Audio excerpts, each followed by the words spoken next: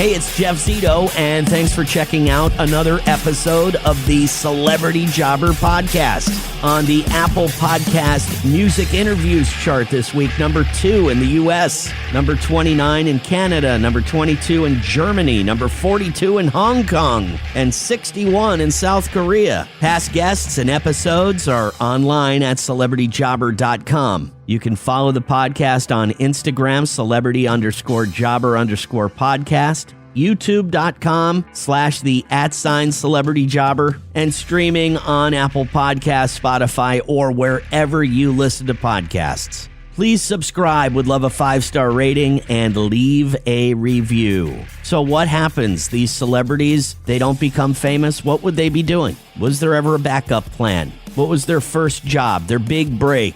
Sometimes this stuff comes out of the blue. Sometimes these people are just born to be a star. That could be the case with today's guest. I mean, almost 70 years in Hollywood? Come on, you gotta be kidding. A ton of credits like A Very Brady Sequel, Black Sheep, Fletch, and of course, leaving his mark on pop culture as one of the leads in National Lampoon's Animal House. That's right, John Belushi was the star, but the role of Eric Otter Stratton, played by Tim Matheson, he was definitely a star of that movie for sure. How did this all happen? What did his parents do? And of course, we'll discuss Tim's new book, Damn Glad to Meet You, My 7 Decades in the Hollywood Trenches. He played the role of Eric Otter Stratton in National Lampoon's Animal House. I'm talking about the one and only Tim Matheson, who just so happens to be my guest this week on Celebrity Jobber. The Celebrity Jobber Podcast with Jeff Zito. If you like what you hear, please subscribe. What if these celebrities weren't famous? What would they have become? What was their first job? We're about to find out. Tim. Hey, Zito. Good morning, sir. Good morning. How you doing? I'm doing so great. It's great to hear your voice, and I'm sure a lot of people, when talking to you, say that. They go back in time. It's pretty amazing that I see 70 years in Hollywood. I mean, is that right? 7 decades? 7 decades. I rounded up. It was actually 6.5, but who's counting? Unbelievable. I had no idea that, for lack of a better term, you were a child actor. I mean, you were in Leave It to Beaver. No, yeah. I was like, I call it the third kid through the door. And I was fortunate enough not to be the number one actor on the show. I wasn't Jerry Mathers playing Beaver. I wasn't even number 2, his buddy, Larry. I was the number 3. I was the third kid through the door. Like, hey, Beav, yeah, you're right, Beav.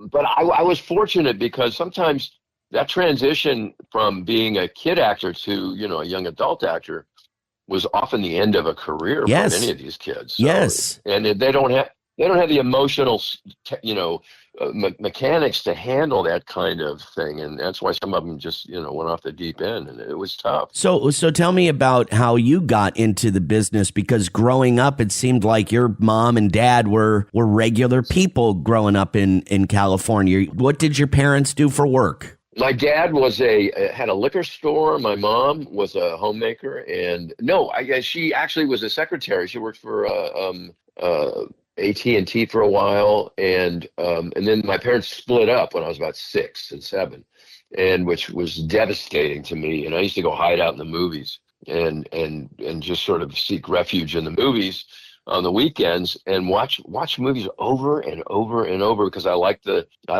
security of knowing that it was going to end happily and it was going to be the same scene over and over again. Oh, wow. Whereas my home life was chaos, So that's why I wanted to get in the movies, because I thought, that looks like a nice place to live. I'd like to be in there. But Tim, at such a young age, you're talking about going through such a traumatic thing at that age. Mom and dad had regular jobs. I mean, how did you get into show business? Was this coming from you? Mom, Dad, I want to be in movies. I want to be in commercials.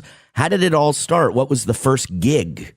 I was pushing. I was always pushing. And my mom worked with a company that she was a secretary for. And I think her boss had a son that I went to school with who was my age. And he had an agent. And he'd go up for these parts. And she'd tell me about it. I said, well, tell that agent, send me out, maybe I could.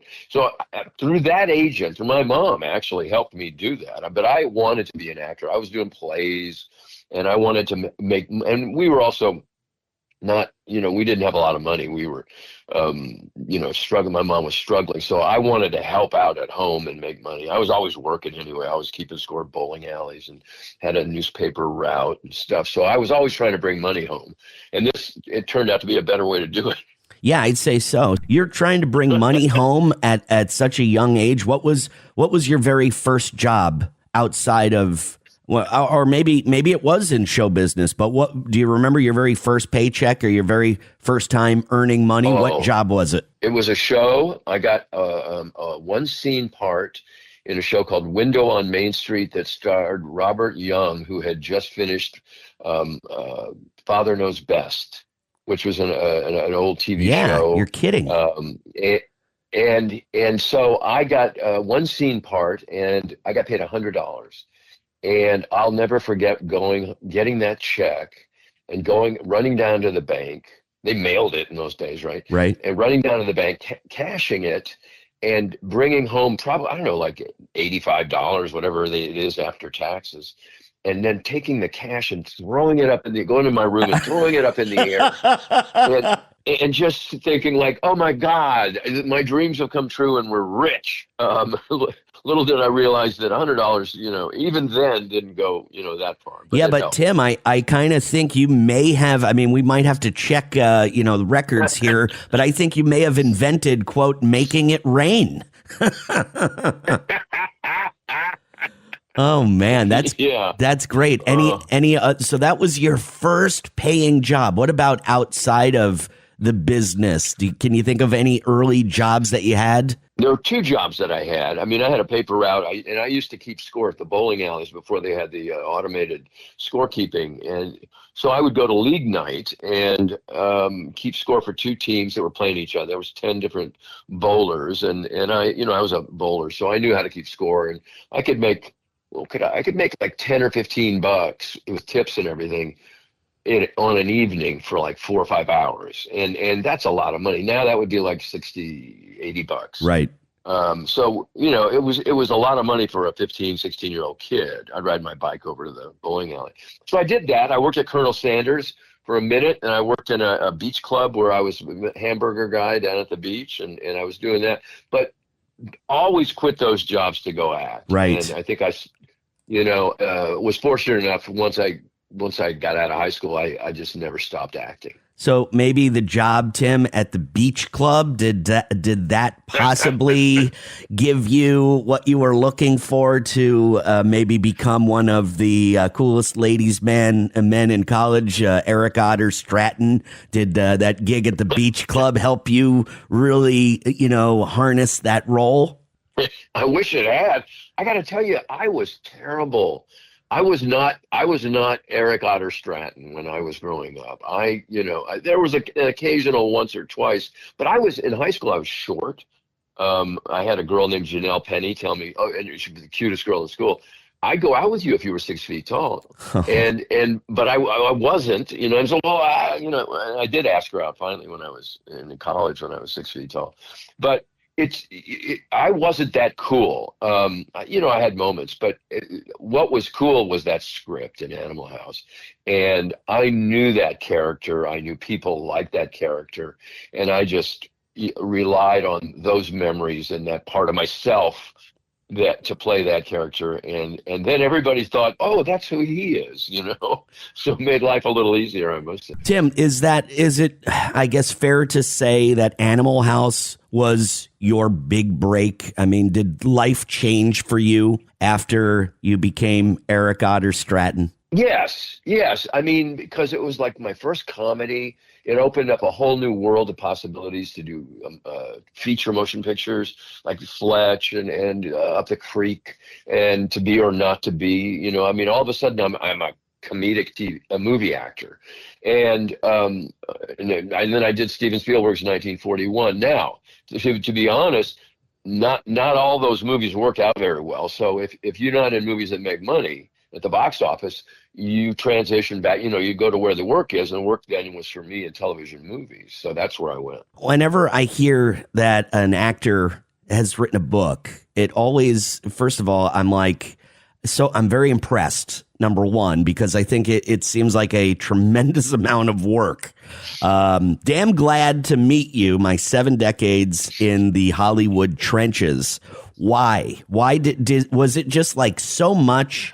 You're getting in your later years, and you want to compile a list of your achievements. You want some kind of legacy. Why do it, and how tough is it? I wanted to put down, I had a good fortune to do a lot of different jobs that connected me to people that were so iconic and so talented that I didn't want those lessons to be lost. And these were people who worked in vaudeville, like Bob Hope and Gleason, and Jackie Gleason, and Lucille Ball, and Debbie Reynolds, and Dick Van Dyke. And they had a skill set and a skill level of comedic talent that was amazing. And I wanted to pass those experiences on to young actors, or just performers or writers, or just people in any job, with the lessons that I was taught by Gleason and like Lucy was, this is a tough dog-eat-dog business.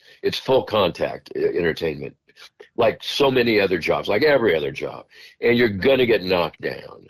And you just got to learn how to get back up and then pivot. What are you going to do next? Now how are you going to handle this? You got knocked down. Now what? So those are the lessons I learned. And I think they apply to any job anybody does, because I think all careers, we go through the same phases of success and disappointment and getting fired. Who knows what's going to happen. Tim, it's just funny that you say that, because it's very relatable. I was just with a friend last night who's in the liquor business. He talked to me about downsizing. I'm in the radio and broadcast business. We are downsizing. Now, can you tell me a little bit about the film business and how it's changed between the time you started and now? Yeah, sure. I mean, Hollywood was the center of the entertainment universe when I was a kid. Now it's an international enterprise. Again, you make them in Hungary and England, in Japan and in Korea and Hollywood. But I think the business is transforming with streaming services, and so it's becoming much more international.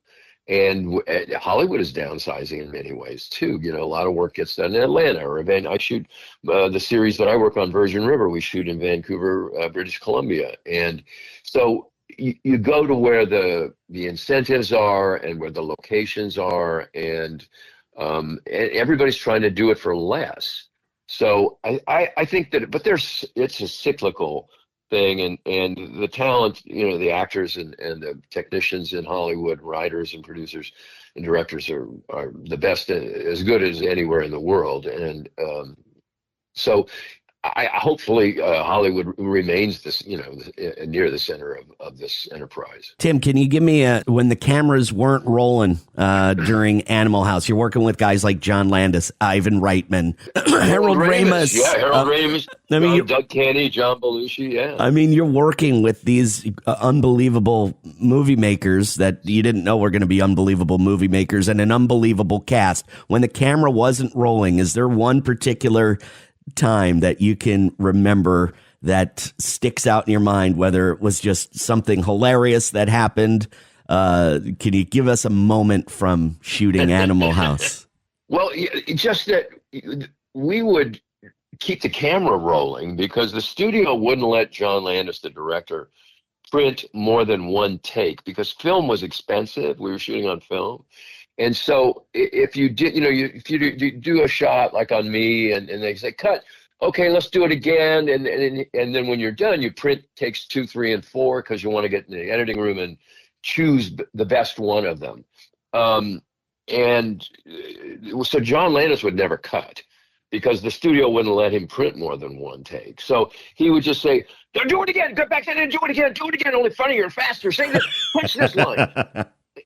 And so things like that, or just watching John Belushi, where they would turn the camera on and just let him improvise. And I remember one sequence in a toga party. I think he was pouring mustard all over himself, and it was like, oh my God, he was amazing to watch. I mean, he was just so supportive and a wonderful comedic actor. I got to tell you, you've definitely left your impact on pop culture. As when I was in college, just so you know, Tim, they called me Pinto. Just so you know. I love it. I love it, Zito. The name of the book, Damn Glad to Meet You, My 7 Decades in the Hollywood Trenches. Tim Matheson, he is definitely not a gynecologist in Beverly Hills, but he played the role of Eric Otter Stratton in National Lampoon's Animal House. And just damn glad to talk to you today, Tim, and thanks so much for your time. Thank you, Pinto. What a great guy, Tim Matheson, Eric Otter Stratton in Animal House. Of course, that wasn't his only film credit. He's been in a ton of stuff. He was in a Very Brady sequel. He played Chris Farley's brother, Al Donnelly, in Black Sheep. He was in Fletch. I mean, he's been in a ton of stuff. And TV, 1 million credits, man. I told you, like Leave It to Beaver, My 3 Sons. And his first job was actually in show business. I mean, yeah, he had a paper route and he kept score at a bowling alley, but he had one scene in a show called Window on Main Street, starring Robert Young from the show Father Knows Best. And he talks about getting paid $100 for that one scene, going to the bank, cashing the check, and then immediately going into his room and throwing the money up in the air like all of his problems have now ended. He's rich. He's famous. He is a success. Really great story and a great visual. I found it incredibly sad, though, when Tim said the reason that he wanted to get into movies was because his folks split up when he was about 6 or 7 years old. His old man owned a liquor store. His mother was a secretary and a homemaker. And the divorce really screwed him up to where he found solace by going to the movies. And how at the end of the movies, it was a happy ending and it was just kind of a happy place for him. And that's why he wanted to be an actor. I thought that was kind of a sad story, you know? He talked about how he got an agent because his mother, who was a secretary, knew someone at work who had a kid who was an actor and had an agent. And that's kind of how it was in California when you lived near Hollywood. Some kids played baseball, some kids were in commercials and TV shows. So Tim got hooked up with the agent, and there you go. As they say, the rest is history. But the PhD that Tim got, landing one of the lead roles on National Lampoon's Animal House, of course, behind John Belushi, Tim Matheson plays the role of Eric Otter Stratton, the ladies' man, and,